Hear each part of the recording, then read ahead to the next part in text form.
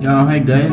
Today we'll be looking at working with CSS styles in GeoServer. And some years ago, I think it was in 2015, I did an article on QGIS layer styles in GeoServer. But if you follow along this article, this was generally based on SLD.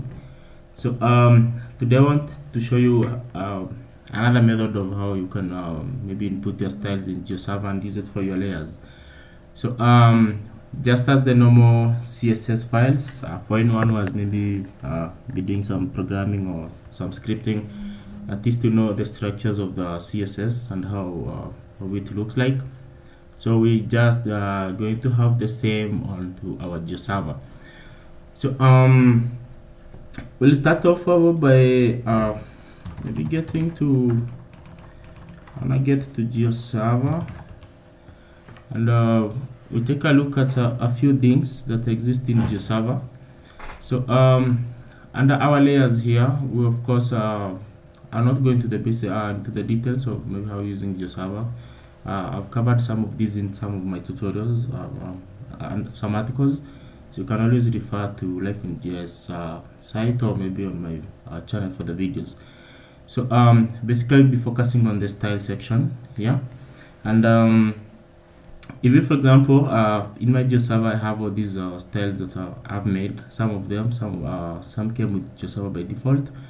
So we want to form our styles that we'll be using the CSS plugin. So basically, for you to be able to do CSS styling on your layers in GeoServer, you have to install an extension for CSS. It's basically a plugin. So we have to get the plugin, then we install the plugin. And from that, we'll be able to incorporate it into our GeoServer work. So to get the plugin, so of course you'd go to there's usually okay, this is HTTPS.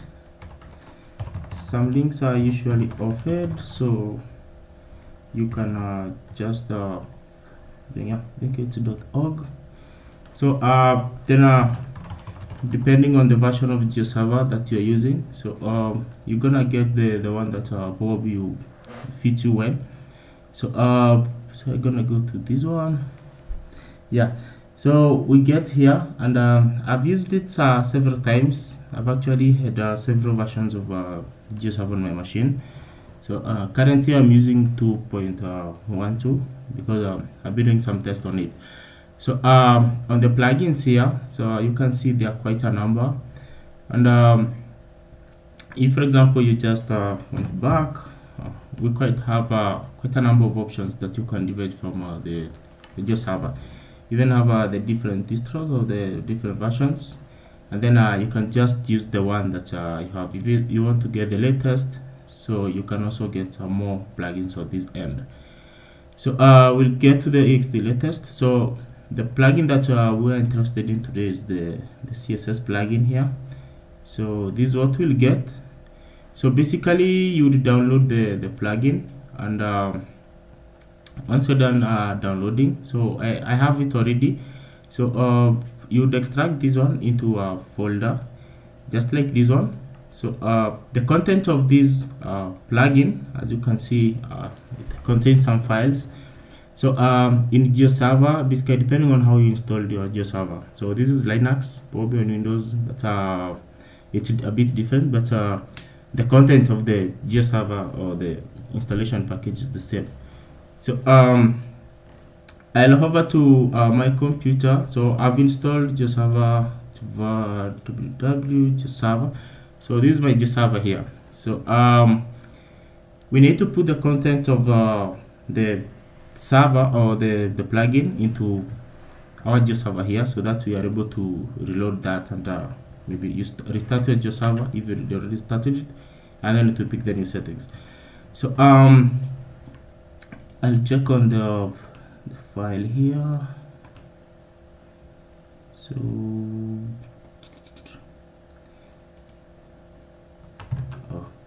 it's misbehaving.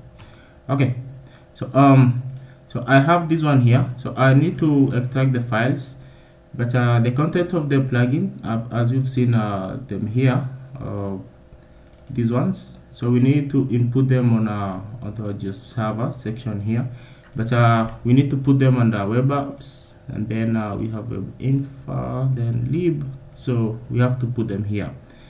So you just extract the file or the contents, and then copy all them and then paste them here.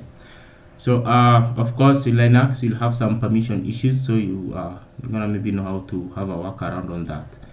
So so without further much ado, so let me go back to GeoServer. So once, okay, maybe let me go back there. Yeah, so once you've extracted the files here, so you need to restart your GeoServer so that it can pick the new files on new plugin, and then it will just show on the front end. So to do that, depending on how you run your GeoServer, mine is I just started this way.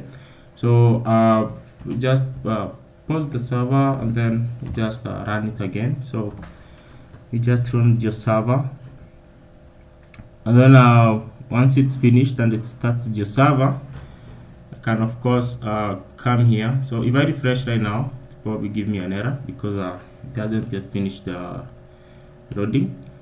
So it has to go to the end where it will tell me it has started the GeoServer. Yeah, so this one, so started in that minute. So so I can start this.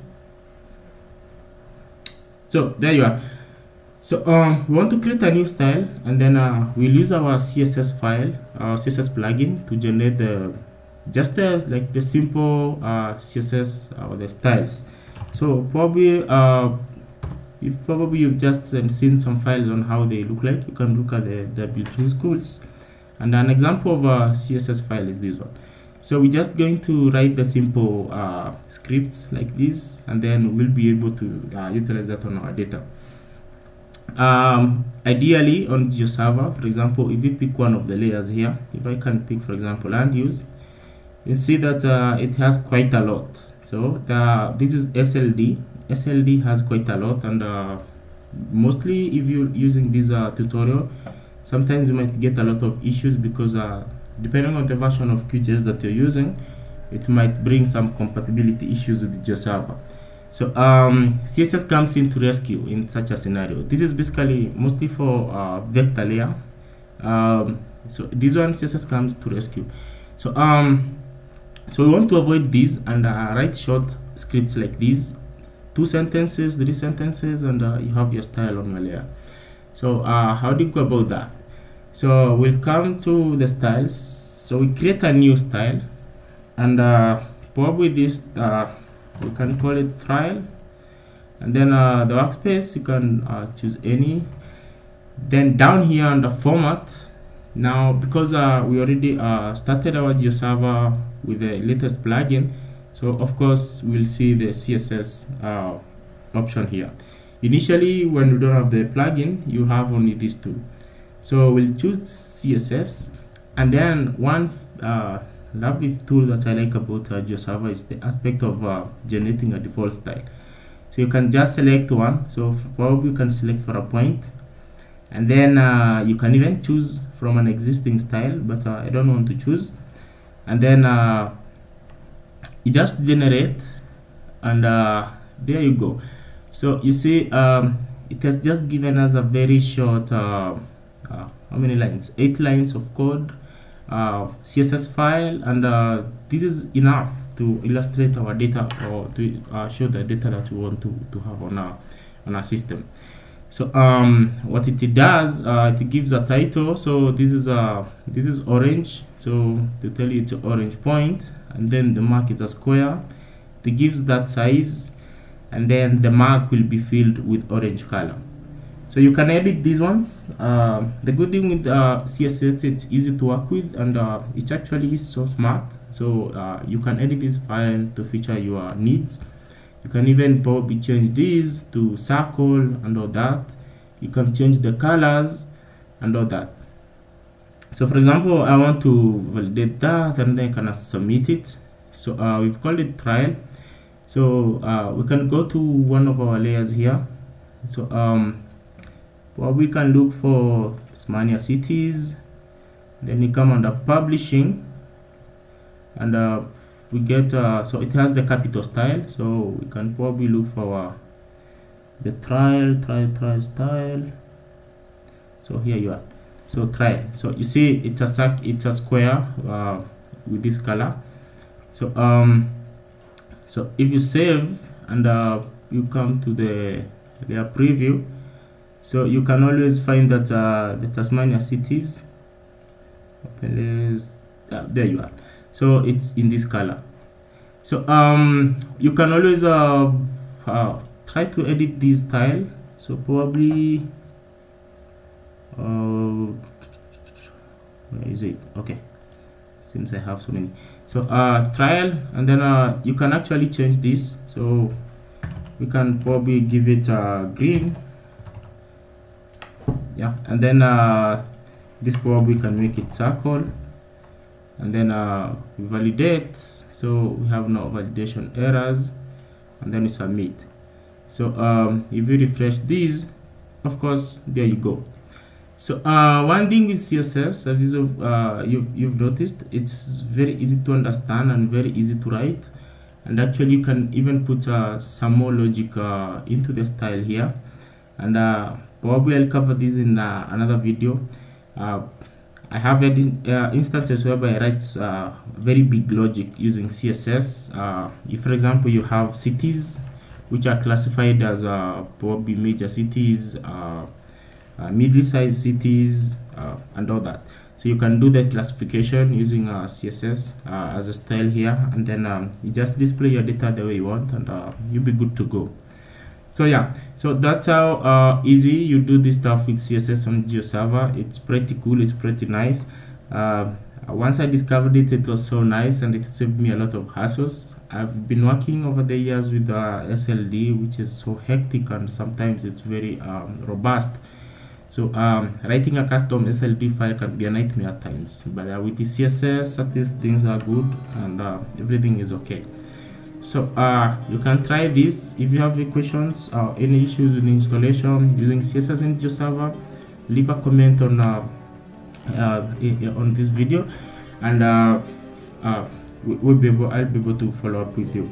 So also remember to subscribe to the channel, so that you can continue getting more updates of my videos, and we shall continue learning more and more.